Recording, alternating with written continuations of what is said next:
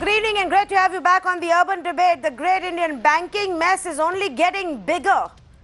And repeatedly over the last 1 year, Mirror Now has been bringing to you highlights of just how bad this mess is. Now we stare at a Yes Bank crisis. Now we are staring at a situation where Yes Bank is under the RBI scanner for bad governance, for a bad state of financial status, to the extent that the Reserve Bank of India had to step in and supersede the management, put its own people there, a choice of its own people there to fix the issue and start looking for somebody who will come and bail out Yes Bank. At the heart of this problem, just like we saw in the PMC Bank case a few months ago, at the heart of this problem is the Aam Aadmi, the bank account holder, the depositor who's being told that you cannot withdraw more than 50,000 rupees from your own account for at least a month. All you will get in the next 1 month is 50,000 rupees. Doesn't matter how many accounts that you have, how many kinds of accounts you have, how many deposits, different categories of deposits you have. Obviously, as this got announced, there was chaos and panic. People lining up outside bank branches. People lined up outside ATMs as well. But the ATMs weren't functional. The online app isn't functional. Net banking isn't functional. Every single Yes Bank account holder now has to go to a bank branch to sort things out. Now, the Finance Minister and the Reserve Bank of India, the government and the Reserve Bank of India have attempted to allay the fears of these depositors. Because obviously everybody is wondering, when will I get my money back? Government says, RBI says, don't worry, your money is fine. Take a look. Depositors को मैं आश्वासन दिलाना चाह रही हूं बिल्कुल कि आपके पैसा सुरक्षित है और रिजर्व बैंक ने मैं लगातार उनसे संपर्क में हूं और रिजर्व बैंक गवर्नर ही मुझे आश्वासन दिलाया कि जल्द से जल्द इसका अच्छा सा रेजोल्यूशन हो जाएगा, कोई नुकसान किसी डिपॉजिटर को नहीं होगा. Both the Reserve Bank and the Government of India are looking at this with all details before them, and not just today. I have personally monitored the situation over a couple of months with the Reserve Bank together, and therefore we have taken a course which is going to be in everybody's interest. We have, the Reserve Bank has issued has in fact issued 2 press statements, press briefs yesterday. They explain in detail the background of our decision, and your question was how soon it will be done. It will be done very swiftly, it will be done very fast. 30 days which we have given is the outer limit, and you will see you will see very swift action from the Reserve Bank of India to put in place a scheme to revive the Yes Bank.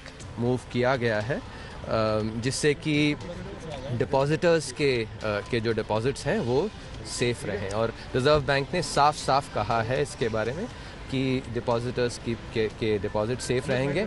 इस तरह की situation जैसे हमने कहा global trust bank में भी जब आया था उसको काफ़ी ध्यान से किया गया, वही इस बार भी किया जा रहा है. तो इसलिए मुझे नहीं लगता कि, और मैं ये आश्वस्त करना चाहता हूँ सबको कि सारे डिपॉजिटर्स कोई डर की कोई ज़रूरत नहीं. Now, if you've been tracking the Yes Bank story, you probably were not surprised that we reached this point. Of course, that doesn't mean that we should have reached this point. Over a year ago, Rana Kapoor, the founder of this bank, was actually ousted. He was thrown out.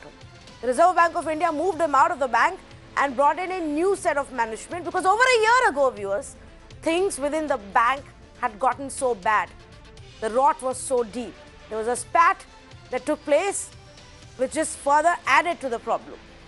Now, the biggest problem with the Yes Bank has been that it gave loans to corporates, it gave loans to other financial companies, financial service companies, who had their own set of trouble. For example, Jet Airways. For example, IL&FS.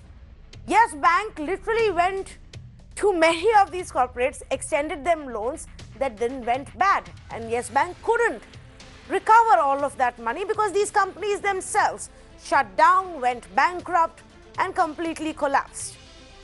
And so, when attempts were being made to revive this bank, as is the story with many other banks in our country today, it was the pace of recovery and growth was really, really slow. Add to that, and this is not me saying it, this is the Reserve Bank of India having acknowledged it in the past, governance issues.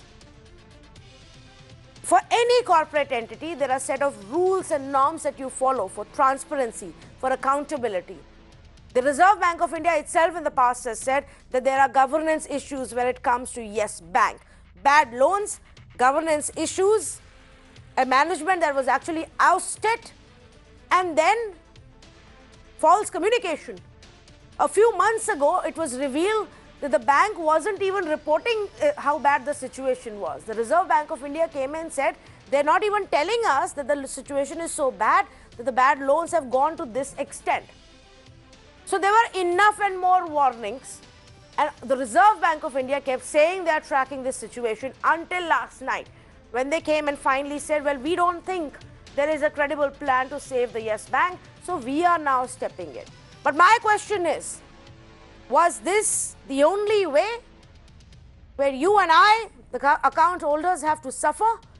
Could something have been done earlier? This is not a new problem. It didn't happen overnight. Nobody stole the money from the bank and ran away overnight. This has been brewing for so long. Could we have averted this? Could the RBI have prevented the pain that the common man is going through today? Let's try and understand how the system really works. Tamal Bandyopadhyay, our author and consulting editor for Business Standard, joins us this evening. Dr. Ajay Dua, former Commerce Secretary with us. Mr. Jayan Gupta, founder and MD for Stakeholders Empowerment Services and former ED with SEBI, the market regulator. Vishwas Pathak, spokesperson for the BJP, with me in our studios. And I'm Dipali Joshi, former ED with the RBI. If I could actually start with Dipali Joshi, could this have been prevented, what lakhs of account holders are going through today? Prevented, as in I still feel that what has been done is the optimum which was done under the circumstances, because the bank has been bleeding for a while. The bank has been assuring the Reserve Bank that it will make all efforts to raise capital. Capital has been the major problem, and that has led to the financial fragility of this bank. And the way to sequester and prevent the depositors, particularly after September, there were large-scale withdrawals. The RBI has had to step in, and the RBI generally issues directions, in public interest as per Section 35A of the Banking Regulation Act. When the RBI has a feeling that the things are not being conducted in the interests of the depositors and in public interests or in the interests of banking policy, or to prevent the affairs of the banking company being conducted in a manner detrimental to the interests of the depositors or in a manner prejudicial to the interests of the banking company. So by imposing a moratorium for 1 month, all the RBI has done is, RBI is trying to facilitate the processes of a quick and clear resolution of the issue. The depositors have nothing to fear. Up to 50,000 they can withdraw. If there is a medical emergency, if there is an education need, if there is a wedding, up to 5 lakhs, and 5 lakhs is the amount which has been guaranteed under DICGC. It is a matter of a month. And immediately today, I was happy to see that a resolution plan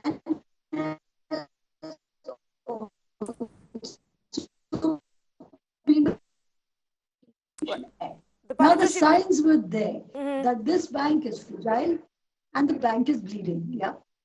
Yes, but you say so the signs were there. So that's what I'm trying to understand. They were rating downgrades. No. I would like to explain this to you. They were rating downgrades by Moody's, by India Ratings. there were issues in corporate governance of the bank. But if there was a possibility that if somebody would step in like a white knight with capital for the bank, then the bank would, because the bank in itself brings a good dowry with it. Let us not forget it has a good branch network. It has a lot of digital capacity, which it has used for financial inclusion. It has partnered with several state governments and is partnering, including with Maharashtra, with Rajasthan, for Bhamasha in the quick delivery of services. So it wasn't all bad, but it was exposed to stress sectors. And this had been continuing for the last 2 years. And I think it was public knowledge that there is extreme fragility of this bank, Yes. that corporate governance is a question mark in this bank.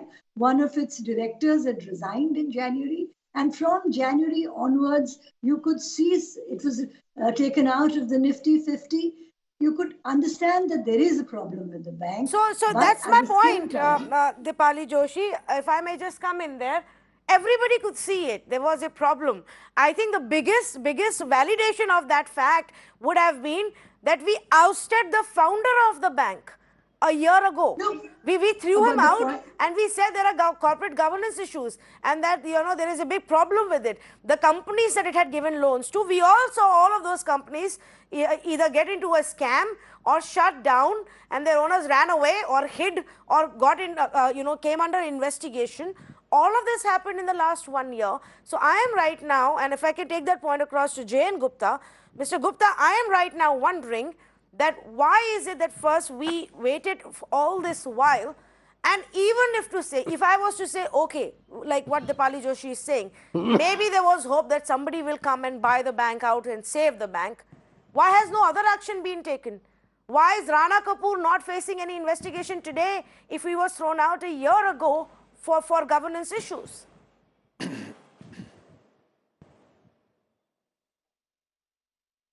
I would agree with you 100%. We have to look into things into part by part. The first thing is very simple. Of course, I would say that whatever decision has been taken today is probably the best decision today. But such decisions or such action could have been initiated much earlier. And I will say 3 months back or 4 months back, they came up with a name that Citex Holding is going to invest $500 million. Now, I took only 10 minutes to find out that Citex Holdings net worth is only £1 million. So, £1 million person could not have invested this. So, Reserve Bank could have also found this. But I am going much before that. The issue is very simple, that Rana Kapoor had really no stake in the bank. He had pledged all his equity. So, without having skin in the game, he was operating or he was controlling the bank, because if you go through the article, he was running the bank as if it is a personal fiefdom. That is one. Secondly, Reserve Bank takes so many data from the banks, and that data itself could have given the inkling that something is wrong. But unfortunately, what happens, we love gathering data, returns and filings and everything, but nobody really analyzes those things. There is no system. And unless until we develop a system of forewarning, this is not the first case, this is not the last case, it can continue to happen. The first and foremost is that Reserve Bank will have to tighten its belt and see that its supervision is practical, its supervision is effective. It is not that you keep on creating laws, you keep on creating things, every day you issue 2 circulars, you should do that, you should not do that. Rather than that, you have a micromanagement system so that you can pick points. On the other channel I was just talking, the one single factor would have opened the eyes of Reserve Bank, that non-interest-based income of ratio of non-interest-based income to interest-based income of Yes Bank was highest amongst all Indian banks. It was much higher than Kotak Mahindra Bank, much higher than HDFC Bank. So that was the first signal to find out what is your special banking skills which is giving you that type of return. The second thing is this, that if you recall, 5 years back there was a fight between Madhu Kapoor, one of the promoter, and Rana Kapoor. Yes. And at that time itself, the governance issue were coming into the fore. And then you got to understand one more very important thing, that we say that board is very important, the board, the eminent people, the capable people in the board. Now, ex-finance secretary was chairman of the board.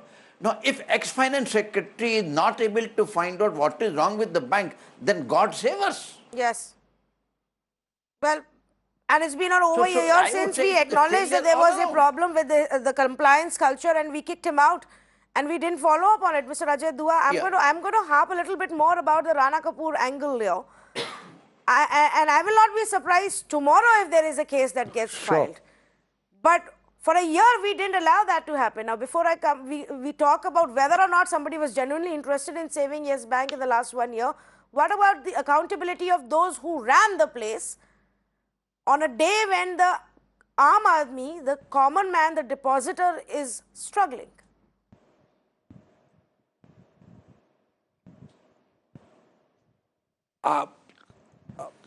I don't think there is any doubt at all that, in my mind, that signs of trouble in the bank, its financial health deteriorating, had come out as early as middle of 2018, when the Reserve Bank had taken a call not to give an extension to Rana Kapoor beyond January 2019, and those were by and large linked to governance issues because of his not truly reporting the position, the financial position of the bank. That is, that the NPAs were far more than his bank had been reporting. This itself, I think, was certainly the bank found it good enough to not extend the term of Rana Kapoor, who wanted it desperately, but it could have brought about the bank to look at the affairs of the bank simultaneously far more closely than it started doing. What happened, Rana Kapoor went away, another managing director came, the board continued. Earlier there was a finance secretary, then they had another secretary, and a whole lot of government servants in the bank, etc. They continued to run the bank as if there was no financial crisis of any sort.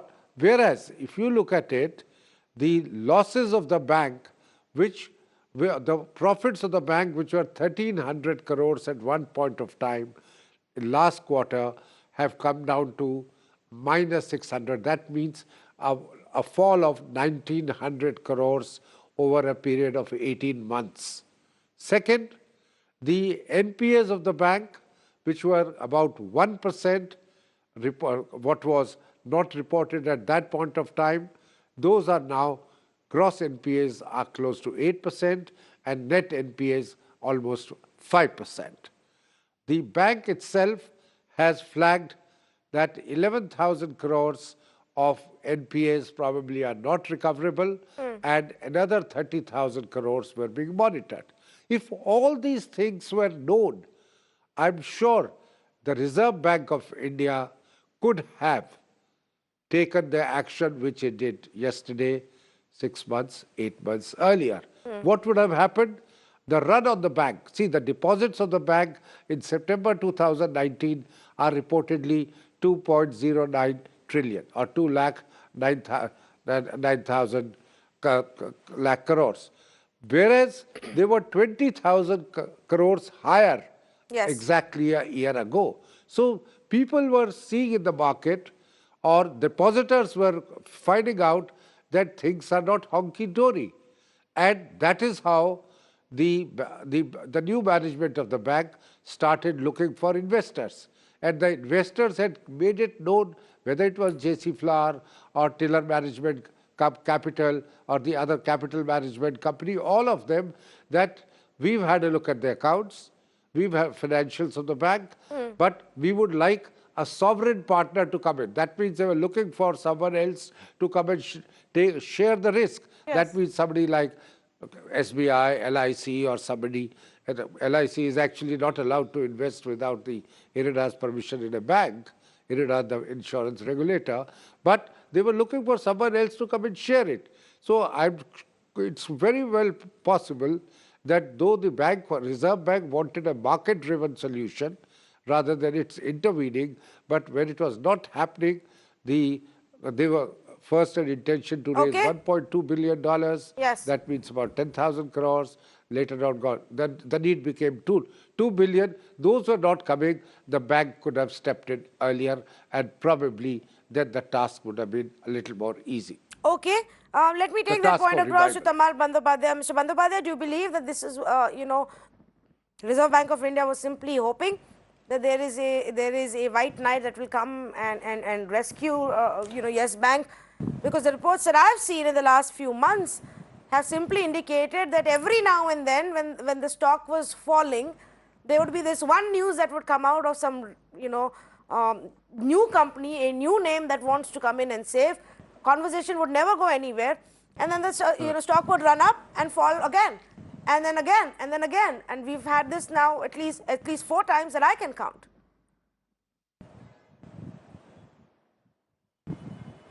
Yeah, there are 2 parts to the story. The part 1 is still Mr. Rana Kapoor was at the helm, and the problem, all the problem accounts or the way the kind of bad assets have been created in Yes Bank is very different from any other banks. So you can't blame the economic environment or the problem in infrastructure sector. It's not like that. Yes Bank believed in a model in the Mr. Kapoor's regime, high risk, high return. So I call it Yes Bank was creating a junk credit market in India. There's a junk bond market overseas.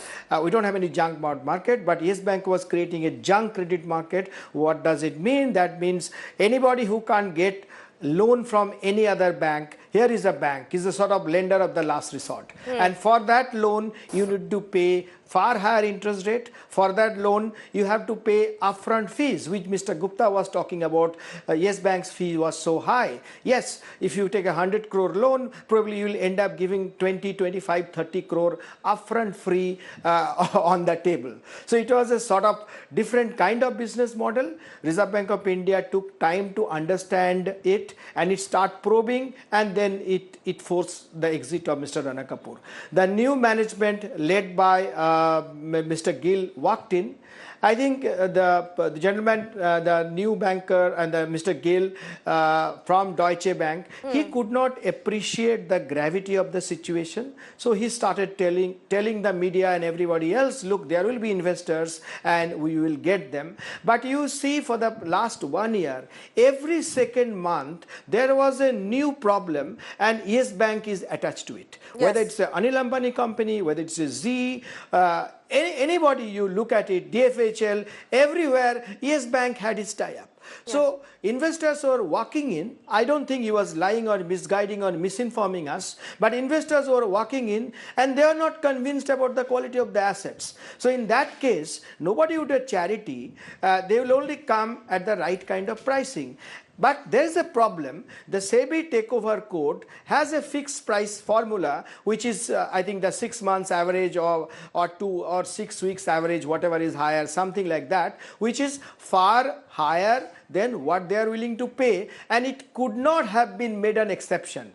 If you remember, during Sattam crisis, the exception was made. But the takeover code came in, and under no circumstances, SEBI can relax the rule. It has to be through the moratorium route, or it will be through the insolvency code or through NCLT. I think airline also had the same problem. So to answer your question, nobody was there? No, there were takers, but they were not willing to cough up the kind of pricing which the SEBI formula would have asked them to do, and without this moratorium route they could not have come through this way. That's the problem. Apart from the capital problem, which is not in the know, and which Ms. Dipali Joshi, former central banker, hinted at, there could have been a major liquidity problem also, because we know the numbers till September end. The last quarter of this year and this January, February and the first week of March, these 5 months, you and me do not know how much money actually got out of Yes Bank. I mean, how much money the depositors have withdrawn. My take is it could be probably in the past 11 months or 12 months, between 30 and 40% money have gone out from the banking system. Now, you can have the world's best bank, but the people take money there out, the bank will have to fall. So I don't think there's any option before Reserve Bank of India to take this route. It was trying hard. It did try the workout. It was, I think, past 6 weeks or 2 months have been working on since January, because they were seeing that no investor was coming. So the moratorium has come not to draft a plan. The plan has already been drafted and the moratorium route they are taking, but there was no, because there was no option. I think given the circumstances, this is the best option. They have done it. But how the Yes Bank was run, should there be investigation and fixing the accountability? That's the story. I think you need to take it forward. Okay, shouldn't there be accountability, Mr. Vishwas, Pathak? Even if, and like the Malmadhyapade is saying, his business model was such that he actually took the high-risk companies, gave them loans to companies that nobody else would touch, companies that nobody else would give money to, and in case after case after case, those companies went bust. Now, what about the depositor? Because it's the depositor's money which is there in the bank today that they can't access. See, of course, there will be accountability. See, whether you are present director or former director, you are accountable. You are always accountable, and you can be held responsible for that. I think what we need to see that the government of India, finance minister, CEA, governor of RBI, all acted together in fastest, quickest possible time. And this 30 days moratorium is the maximum period. Probably maybe after tomorrow or day after tomorrow, things will change drastically. Because today only this deed of reconstruction has been submitted, whereby entire share capital is restructured. 5,000 crores has been made as authorized share capital with face value of 2 rupees per share, 2,400 shares, everything all put together. I think government has acted very swiftly. Now, larger point which we need to see that till 2014, as Dr. Dua said rightly, till 2014, we never used to come to know what kind of NPS banks have, because there used to be rollover, giving refinancing, making refinancing, hiding NPS. But post 2014 scenario changed, lots of financial reforms came in picture, like Insolvency Bankruptcy Act, twin balance sheet, then NPS, all these issues were started dealing with. And because of that, the loans which were disbursed without doing proper scrutiny before 2014, and just because of the crony capitalism, all those things are now surfacing out. And I think with this government, like this week only, finance minister has introduced one bill, that is banking regulation amendment bill, whereby even cooperative banks are also going to be covered directly under the RBI. Now, you will certainly ask me about PMC and this Yes Bank. Yes Bank being a private bank, RBI has got better direct controls, and therefore RBI could really help them out. As far as PMC is concerned, being a cooperative bank, we need to really reform further, and that bill is already passed, I think, on 4th of March. That will help for the cooperative banks also. Okay, but are you putting the entire blame on the loans that were given during UPA? I'm not understanding what is your party and government's obsession of simply not taking any responsibility and putting the entire blame on a government that went out of power in 2014. Now, respond to this. Here is a senior journalist who's tweeted, cannot understand FM's logic. She insists that Yes Bank loans are UPA period loans. Then how have they increased 400% since 2015? An increase from 55,000 crore to 2.5 lakh crore, that's 2,40,000 crore actually, in 4 years during Modi period. Now, who sanctioned these loans? See, what I'm talking about, before 2014, all loans which were on the verge of being NPA were rolled over and NPAs were hidden. Thereafter, with this twin balance sheet, NPA reforms, everything, all such loans are discovered to be NPA and punishment is going to happen. No, now, I'm talking about fresh loans. Therefore, here. For fresh loans so also. So how does the government already know that all the problem is from pre-2014 and everything that Yes Bank did after that and all the loans that Yes Bank gave after that, which is a 400% increase, is not the problem? For fresh because loans this is 2020 also, we are talking about. For fresh loans also, because of the reforms undertaken by this government in 2017, this was under scanner. Yes Bank was under scanner, but unfortunately you cannot take immediate action. There is a process involved. I think RBI has conducted due process, and that's the reason why Mr. Kapoor was not granted extension as a MD. New set of governors, rather directors were introduced. They were working hard, and because thereafter when these all rating agencies, including Moody's, they started downgrading their ratings, there was a reaction in stock market, and then more and more things unearthed. I think those all were closely monitored by the RBI, and when this due process of law took place, RBI took over. Now it is under the custody of RBI. Finance Minister has already assured very vehemently that no depositors' money will be wiped out. Everybody will get their money. I think 30 days period moratorium is a maximum period.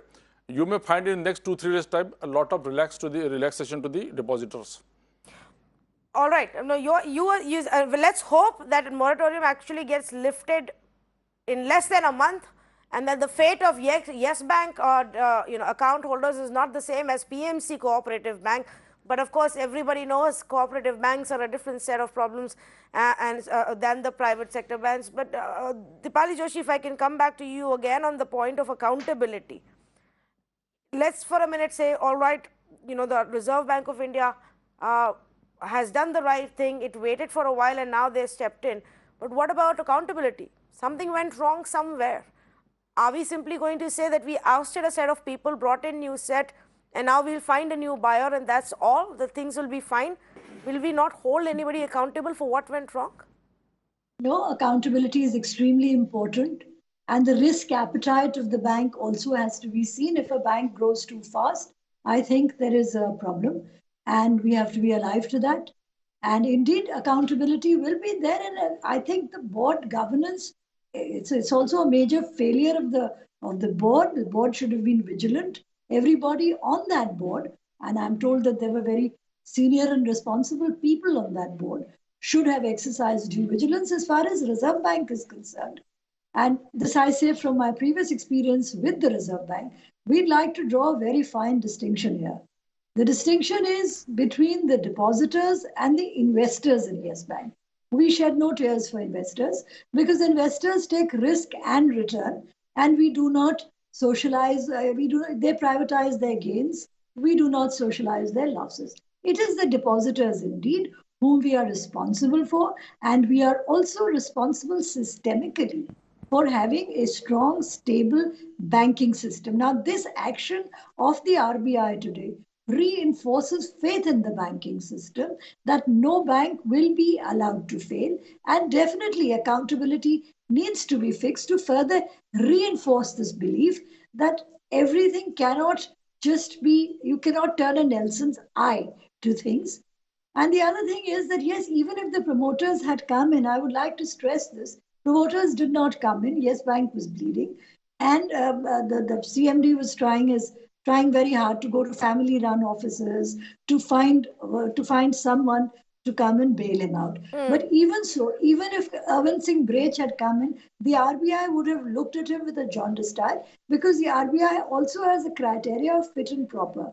Because someone who comes into a bank holds responsibility for public deposit and can highly leverage that public deposit. And it is a reputational risk for the RBI to allow just about anybody to come in. So the liquidity position of the Yes Bank was under watch, and at the same time, care had to be exercised. And I am fully with you on the accountability sphere. There is no way that accountability will not be fixed. And there is no way in which accountability can be escaped in this day and age when there is complete transparency. Now, to come to another point, you see, sometimes it so happens that the economy is doing very well.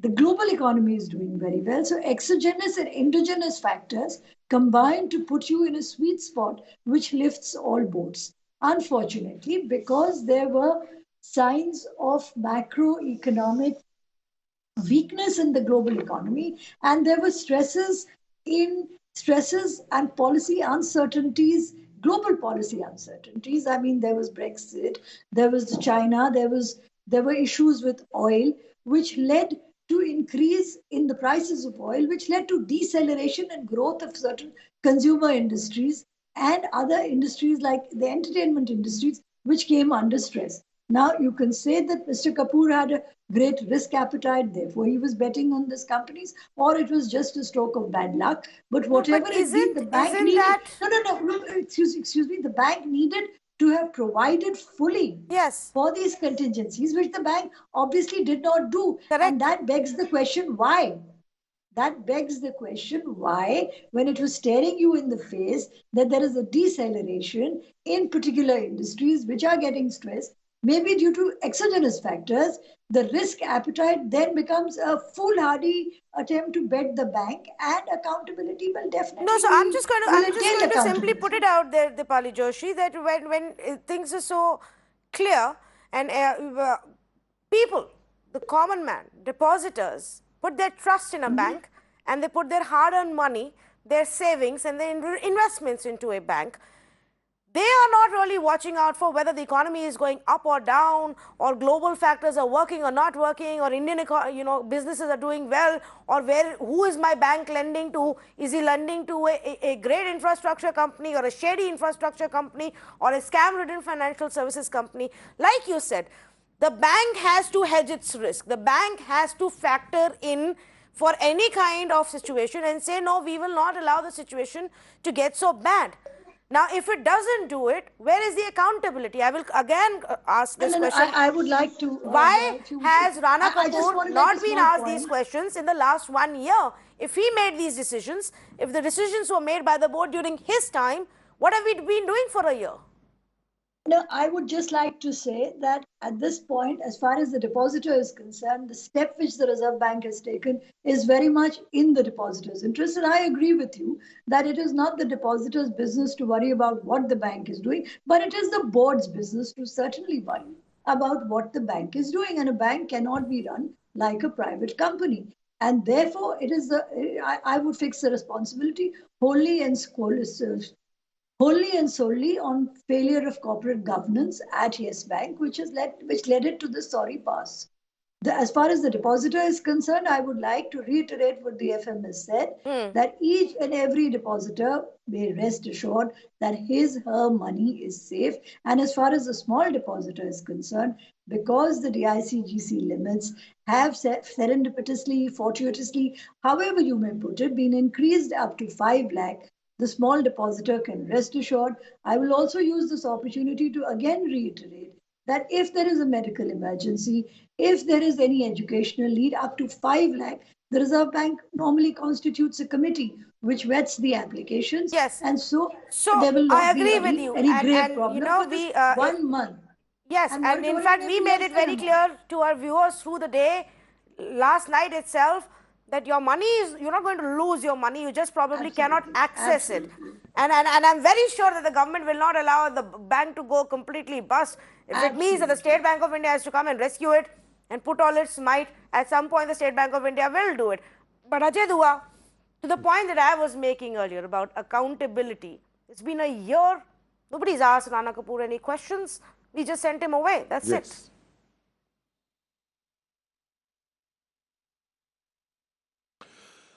You're right about it, but the fact of the matter is Rana Kapoor, as a managing director, was responsible to the board of directors. He may have been the founder of the bank, but he was in a listed company which had a prescribed board of governors, its charter of duties and others.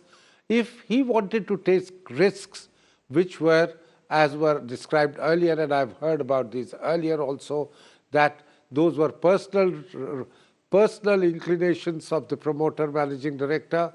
Yes, let's fund this guy, who he can't raise money elsewhere.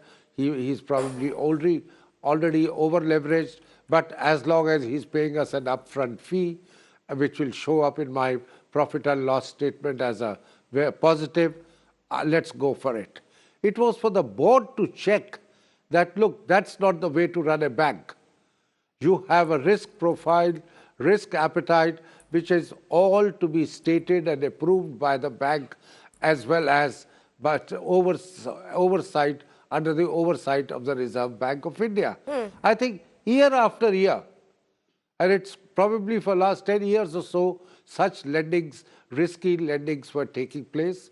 Initially, probably the NPAs, and I do recall the figure, sometimes it was only 0.74% till about 3 years ago.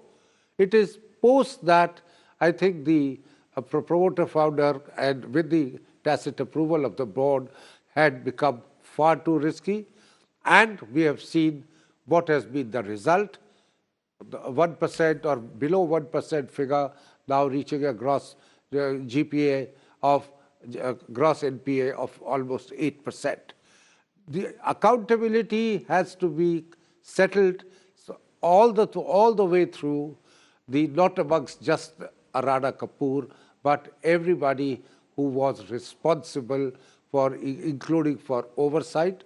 It could be the auditors, it could be the regulator, it could be the board collectively or as the risk committee of the board.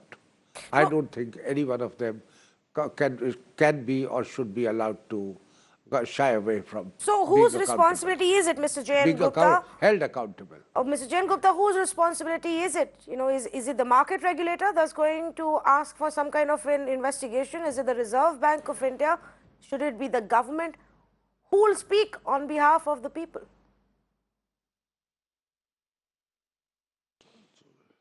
See, as you rightly pointed out, it is none of the business of the depositors or the borrowers to check the governance of the bank. So, first the governance of the bank has to be checked by board, but board failing, it has to be checked by the market regulator with the help of audit process and with the help of the reports that are coming in. Now, the issue is very clearly that all the time we hear that we are having eminent, knowledgeable persons on the board. What for? When you ask to fix them responsibility, they raise their hands. Look, I am an independent director. I am not involved day to day. Now, if you are an independent director and supposed to be knowledgeable, and people are putting money in the organization because they see the XYZ who is so and so, who is 40 years experience is there on the board, and the person says, I am not responsible, I am not doing anything. What for you are there? Are you just a figurehead there? So the issue is, we need to examine now whether we need independent directors on the board or not. Because what has happened, independent directors have thought that they are independent of the responsibility. Yes. It's not the case. They are not independent of the responsibility. And if you have a board which says that I am independent of responsibility, then I don't want that board. That is first. And now we are, everybody is keeping on supporting. The ministry has said that independent directors may not be criminally liable for the such thing. The issue is very clear. If I am sitting on a board and I am participating in the board meeting, whatever is the agenda item, if I am agreeing to that, I own the responsibility in the same manner as anybody else. Well, I will take that point, Mr. Gupta. Has hidden something, if he has manipulated something, his responsibility is much more. I will take that point, Mr. Gupta, and ask Tamal Bandyopadhyay this question. Saying it very simply. Haven't we seen far too many cases, and Jain Gupta is right, I believe, where you've seen the board not performing its job, not performing its duty. From where I stand, you know, at a one-arm distance from the business world, what I see, Mr. Tamal Bandyopadhyay, is that this is a nexus between the bankers and the corporates, and some of them run like their private accounts, and they take loans whenever they feel like it. There is no accountability. The directors on board get nicely paid. They're given a good amount of money as as remuneration. They keep quiet. Many of them are on 20, 30 different boards. They don't have the time to sit and look into the books and what's going on, and so they wash off their hands. So where is the accountability? What are these directors doing?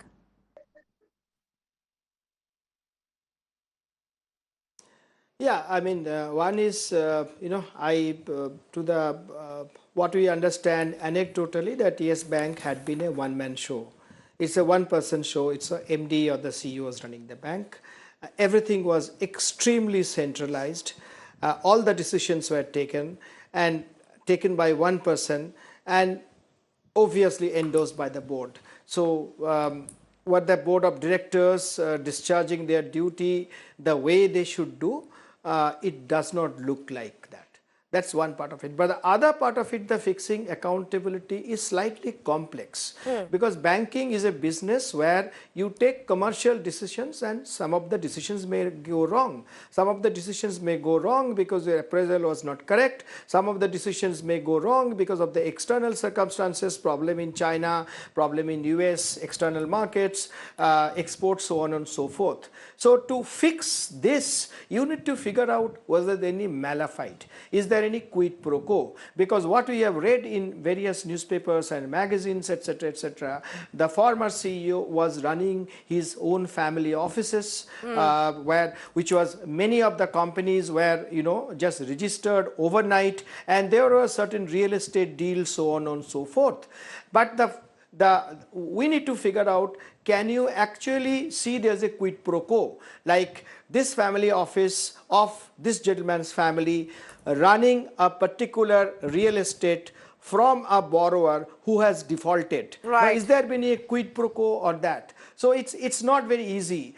You need to really probe it. You need to probe accountability in the sense whether there is malafide. Correct. So it needs a probe by an agency. I don't think it's SEBI or Reserve Bank of India do it. And if you can do that and then fix and then find malafide and quid pro quo, then the question of taking the next stage. Otherwise, all the bank bosses, they take their call, and some of the credit decisions go wrong. Can you hold them accountable? Can you hold the board accountable? Can you hold the CEO responsible? You can't, because there's a commercial decision. Then nobody will take the profession of banking if you do this kind of witch hunting. So we need to figure out, is there any malafide? Has there been yes, and that's the only point I'm making. And then you take this forward. Well, that's the only point I'm making, that have we attempted to find out if there was a malafide, if rules were broken, norms were not followed, if the interest of the depositors was not kept, up front?